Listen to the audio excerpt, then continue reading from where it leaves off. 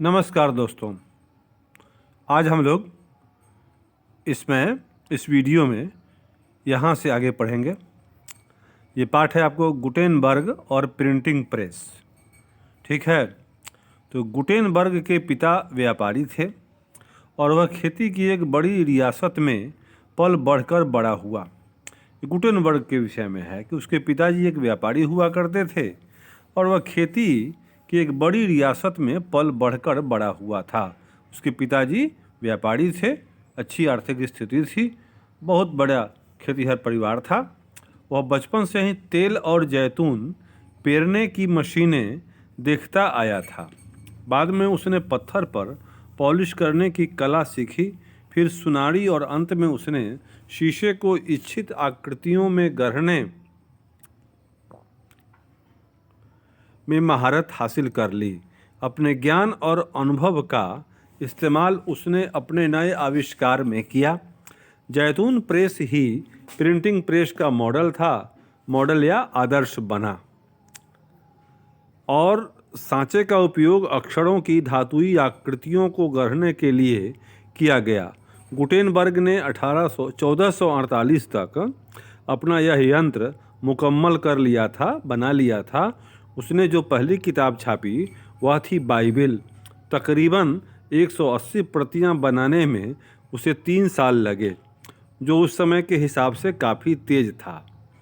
तो पहली जो पुस्तक छपी वह बाइबिल थी, पर यह नई तकनीक हाथ से किताबें छापने की तकनीक की जगह पूरी तरह से नहीं ले पाई। शुरू में तो छपी किताबें भी अपने रंग रूप और साज सज्जा में हस्तलिखित पांडुलिपियों जैसी दिखती थीं। धातुई अक्षर हाथ की सजावटी शैली का अनुकरण करते थे। हाशिए पर फूल पत्तियों की डिजाइन बनाई जाती थी और चित्र अक्सर पेंट किए जाते थे। अमीरों के लिए बनाई किताबों में छपे पन्ने पर हाशिए की जगह बेल बूटों के लिए खाली छोड़ दी जाती थी। हर खरीदार अपनी रुचि के हिसाब से डिजाइन और पेंटर खुद तय करके उसे संवार सकता था। करीब 100 सालों के दरमियान 1450 से 1550 यूरोप के ज़्यादातर देशों में छापे खाने लग गए थे। जर्मन के प्रिंटर या मुद्रक दूसरे देश जाकर नए छापे खाने खुलवाया करते थे। छपाई खाने की संख्या में वृद्धि के साथ साथ पुस्तक उत्पादन में कमाल की बढ़ोतरी हुई। 15वीं सदी के दूसरे हिस्से में यूरोप के बाजार में 2 करोड़ मुद्रित किताबें आईं। यह संख्या 16वीं सदी में 20 करोड़ हो गई। हाथ की छपाई की जगह यांत्रिक मुद्रण के आने पर ही मुद्रण क्रांति संभव हुई। ठीक। नए शब्द प्लाटेन। लीटर प्रेस छपाई में प्लाटेन एक बोर्ड होता है जिसे कागज़ के पीछे दबाकर टाइप की छाप ली जाती थी। पहले यह बोर्ड काठ का होता था, बाद में इस्पात का बनने लगा।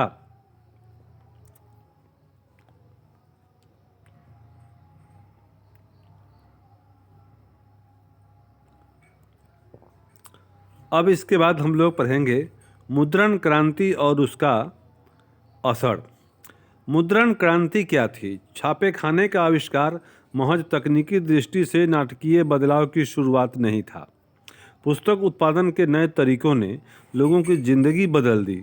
इसकी बदौलत सूचना और ज्ञान से, संस्था और सत्ता से उनका रिश्ता ही बदल गया। इससे लोक चेतना बदली। लोक चेतना, पब्लिक अवेयरनेस, पब्लिक कॉन्शसनेस में वृद्धि हुई। बदला चीज़ों को देखने का नज़रिया भी। नया पाठक वर्ग। छापे खाने के आने से एक नया पाठक वर्ग पैदा हुआ। छपाई से किताबों की कीमत गिरी। किताब की हर प्रति के उत्पादन में जो वक्त और श्रम लगता था वह कम हो गया और बड़ी तादाद में प्रतियां छापना आसान हो गया। बाजार किताबों से पट गईं। पाठक वर्ग भी बृहत्तर होता गया। जैसे आज के ज़माने में देखिए भी कि अब वीडियो का ज़माना है, यूट्यूब से लोग पढ़ रहे हैं, तो पढ़ाई कितना अब पहले से सरल है, कितना आसान है। पहले किताबों से ही पढ़ना था, वीडियो से पढ़ के भी, यूट्यूब से पढ़ के भी लोग प्रतियोगी परीक्षाएं, कम्पिटिटिव एग्जाम्स पास कर जा रहे हैं। विश्वास होना चाहिए। आज के युग में अगर आदमी सक्षम है, होशियार है, तो वीडियो यूट्यूब का वीडियो देख करके अपनी तैयारी कंप्लीट करके सारी परीक्षाएं पास कर रहा है। बहुत सारे लोगों ने किया है। तो लेकिन अब जो पिछड़े हुए हैं वो आज भी प्राइवेट स्कूल के शोषण के चक्कर में पढ़ते हैं, वहाँ जाते हैं और अपार फीस वहाँ पे करते हैं। आप चाहिए तो वीडियो देख करके यूट्यूब पर यहाँ से भी अपनी पढ़ाई संपूर्ण कर सकते हैं। लोग कर रहे हैं, मैं नाम बता सकता हूँ ऐसे लोगों का जिन्होंने अच्छे पदों को प्राप्त किया है। किताबों तक पहुँच आसान होने से पढ़ने की एक नई संस्कृति विकसित हुई। अब तक आम लोग मौखिक संसार में जीते थे। वे धार्मिक किताबों का वाचन सुनते थे, गाथा गीत उनको पढ़कर सुनाए जाते थे और किस्से भी उनके लिए बोलकर पढ़े जाते थे। ज्ञान का मौखिक लेन देन ही होता था। लोग बाग समूह में ही दास्तान सुनते या कोई आयोजन देखते आए थे। आप 8वें अध्याय में देखेंगे कि वे तन्हाई में या खामोशी से पढ़ने के आदी नहीं थे। छपाई क्रांति के पहले किताबें न केवल महंगी थीं बल्कि उन्हें पर्याप्त मात्रा में छापना भी असंभव था। अब किताबें समाज के व्यापक तबकों तक पहुंच सकती थीं। अगर पहले की जनता श्रोता थी तो कह सकते हैं कि अब पाठक जनता अस्तित्व में आ गई थी। अब जनता पाठक बन गई थी। पहले श्रोता हुआ करती थी, लोगों का प्रवचन सुनकर ज्ञान अर्जित करती थी, अब वह किताबें पढ़ने लगी थी। लेकिन यह संक्रमण सरल नहीं था। किताबें सिर्फ साक्षर ही पढ़ सकते थे और यूरोप के अधिकांश देशों में 20वीं सदी तक साक्षरता की दर सीमित थी। प्रकाशकों के लिए सवाल था कि लोगों में छपी किताब के प्रति दिलचस्पी कैसे जगाएं। इसके लिए उन्हें मुद्रित कृति की व्यापक पहुंच का ध्यान रखना था। जो नहीं पढ़ पाते थे वे भी बोलकर पढ़े गए को सुनकर उसका लुत्फ तो उठाते ही थे। इसलिए मुद्रकों ने लोकगीत और लोक कथाएँ छापनी शुरू कर दी और ऐसी किताबें आमतौर पर तस्वीरों से खूब सजी धजी यानी सचित्र होती थीं। फिर इन्हें सामूहिक ग्रामीण सभाओं में या शहरी शराब घरों में गाया सुनाया जाता था। इस तरह मौखिक संस्कृति मुद्रित संस्कृति में दाखिल हुई और छपी सामग्री मौखिक अंदाज में प्रसारित हुई। मौखिक और मुद्रित संस्कृतियों के बीच की विभाजक रेखा धुंधली पड़ गई। श्रोता और पाठक वर्ग एक दूसरे में घुल मिल गए। गाथा गीत को बैलेट बोलते हैं, लोकगीत है। शराब घर टैवर्न कहते हैं इसको अंग्रेजी में। ठीक है, आगे देखिए। धार्मिक विवाद और प्रिंट का डर।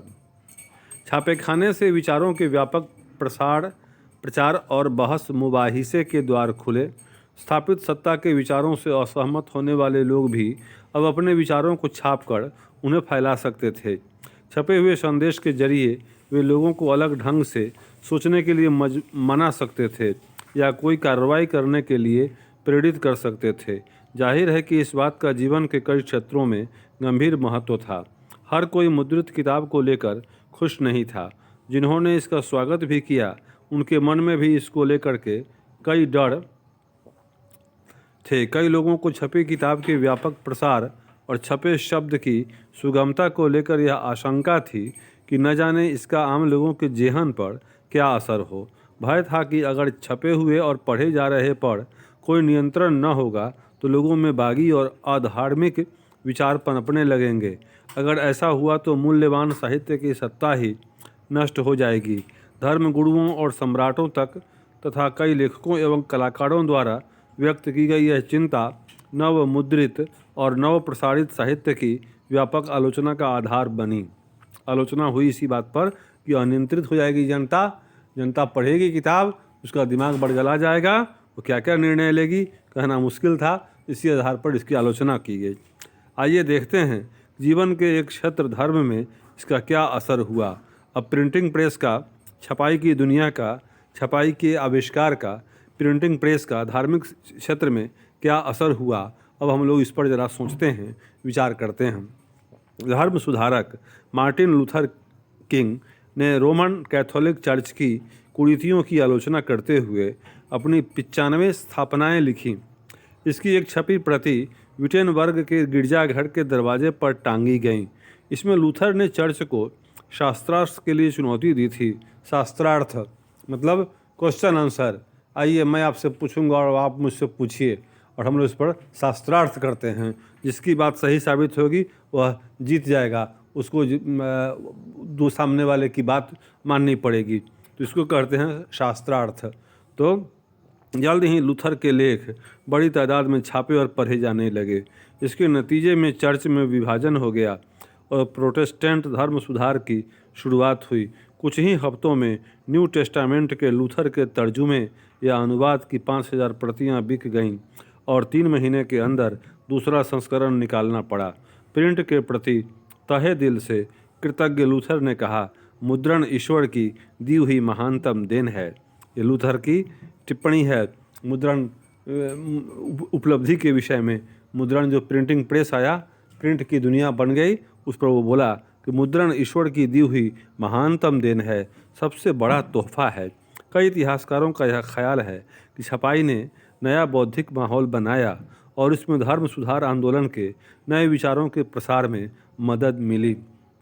ठीक है, तो प्रोटेस्टेंट धर्म सुधार क्या है? 16वीं शताब्दी में धार्मिक सुधार आंदोलन चला था। मार्टिन लूथर किंग भी इसके समर्थक थे। इस आंदोलन में कैथोलिक चर्च की में जो अंधविश्वास फैला था, उसमें जो कट्टरता थी, उसकी आलोचना की गई। मुद्रण और प्रतिरोध है। छपे हुए लोकप्रिय साहित्य के बल पर कम शिक्षित लोग धर्म की अलग अलग व्याख्याओं से परिचित हुए। 16वीं सदी की इटली के एक किसान मेनोकियो ने अपने इलाके में उपलब्ध किताबों को पढ़ना शुरू किया। उन किताबों के आधार पर उसने बाइबिल के नए अर्थ लगाने शुरू कर दिए और उसने ईश्वर और सृष्टि के बारे में ऐसे विचार बनाए कि रोमन कैथोलिक चर्च उससे क्रुद्ध हो गया। ऐसे धर्म विरोधी विचारों को दबाने के लिए रोमन चर्च ने जब इक्विजिशन धर्मद्रोहियों को दुरुस्त करने वाली संस्था शुरू किया तो मेनोकियो को 2 बार पकड़ा गया और आखिरकार उसे मौत की सज़ा दे दी गई। धर्म के पास ऐसे पाठ और उस पर उठाए जा रहे सवालों से परेशान रोमन चर्च ने प्रकाशकों और पुस्तक विक्रेताओं पर कई तरह की पाबंदियां लगाई और 1558 ईस्वी में प्रतिबंधित किताबों की सूची रखने लगे।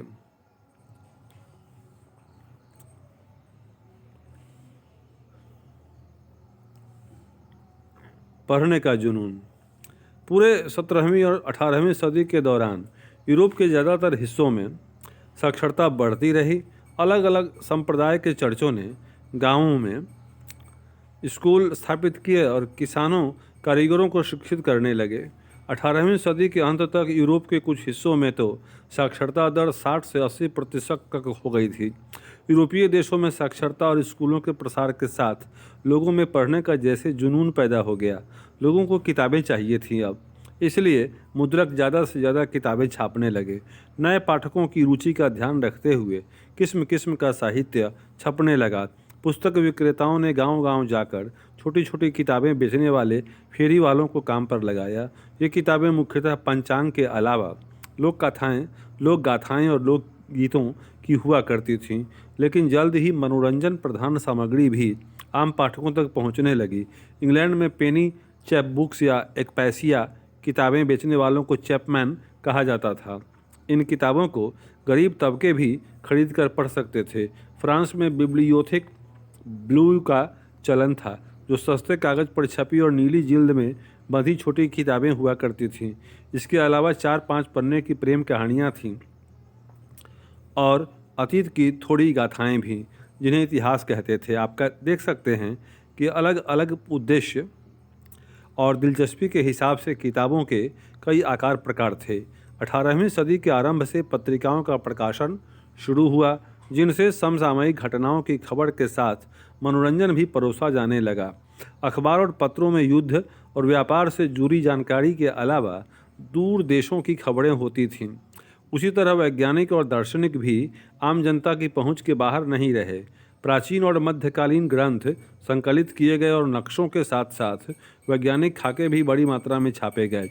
जब आइजैक न्यूटन जैसे वैज्ञानिकों ने अपने आविष्कार प्रकाशित करने शुरू किए तो उनके लिए विज्ञान बोध में पगा एक बड़ा पाठक वर्ग तैयार हो चुका था।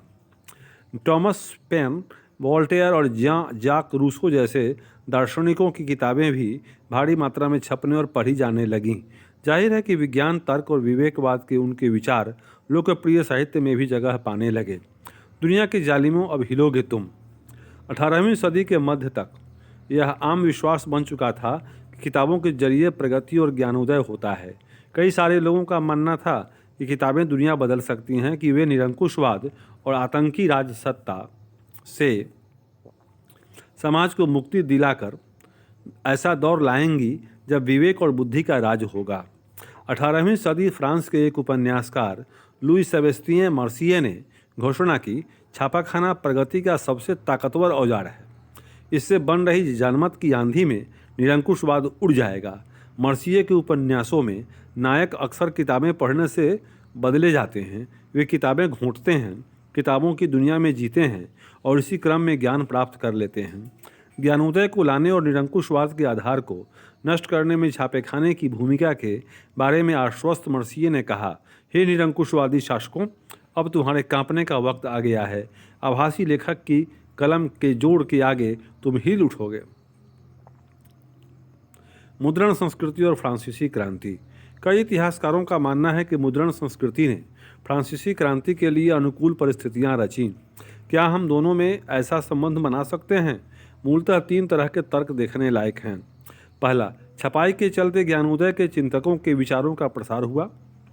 उनके लेखन ने कुल मिलाकर परंपरा, अंधविश्वास और निरंकुशवाद की आलोचना पेश की। उन्होंने रीति रिवाजों की जगह विवेक के शासन पर बल दिया, मांग की कि हर चीज़ को तर्क और विवेक की कसौटी पर ही कसा जाए। उन्होंने चर्च की धार्मिक और राज्य की निरंकुश सत्ता पर प्रहार किए करके परंपरा पर आधारित सामाजिक व्यवस्था को दुर्बल कर दिया। वोल्टेयर और रूसो के लेखन का व्यापक पाठक वर्ग था। उनके पाठक एक आलोचनात्मक, सवालिया और तार्किक नज़रिए से दुनिया को देखने लगे थे। दूसरा, छपाई ने वाद विवाद संवाद की नई संस्कृति को जन्म दिया। सारे पुराने मूल्य और संस्थाओं और कायदों पर आम जनता के बीच बहस मुबाहिसे हुए और उनके पुनर्मूल्यांकन का सिलसिला शुरू हुआ। तर्क की ताकत से परिचित यह नई पब्लिक धर्म और आस्था को प्रश्नांकित करने का मोल समझ चुकी थी। इस तरह बनी सार्वजनिक दुनिया से सामाजिक क्रांति के नए विचारों का सूत्रपात हुआ। तीसरा, 1780 के दशक तक राजशाही और उसकी नैतिकता का मजाक उड़ाने वाले साहित्य का ढेर लग चुका था। इस प्रक्रिया में सामाजिक व्यवस्था को लेकर तमाम सवाल खड़े किए गए। कार्टूनों और कैरिकेचरों, व्यंग्य चित्रों में यह भाव उभरता था कि जनता तो मुश्किलों में फंसी है, जबकि राजशाही भोग विलास में डूबी हुई है। भूमिगत घूमने वाले इस साहित्य ने लोगों को राजतंत्र के खिलाफ भड़काया। हम इन तर्कों को कैसे समझें? इसमें तो कोई शक नहीं कि छपाई ने विचारों को फैलाने में मदद की, लेकिन याद रहे कि लोग बाग हर तरह की सामग्री पढ़ते थे। एक तरफ वे अगर रूसो और वोल्टेयर पढ़ रहे थे तो दूसरी तरफ चर्च और राज्य का प्रोपेगेंडा या प्रचार भी। वे हर पढ़ी या देखी चीज़ से तो सीधे प्रभावित नहीं हो सकते थे। वे कुछ विचारों को स्वीकारते थे तो कुछ को नकारते भी थे, फिर चीज़ों को की अपनी ढंग से व्याख्या भी करते थे। इस तरह मुद्रण ने उनके मानस को सीधे तौर पर भले नहीं रचा हो, पर इसने अलग ढंग से सोचने की संभावनाएं जरूर खोलीं।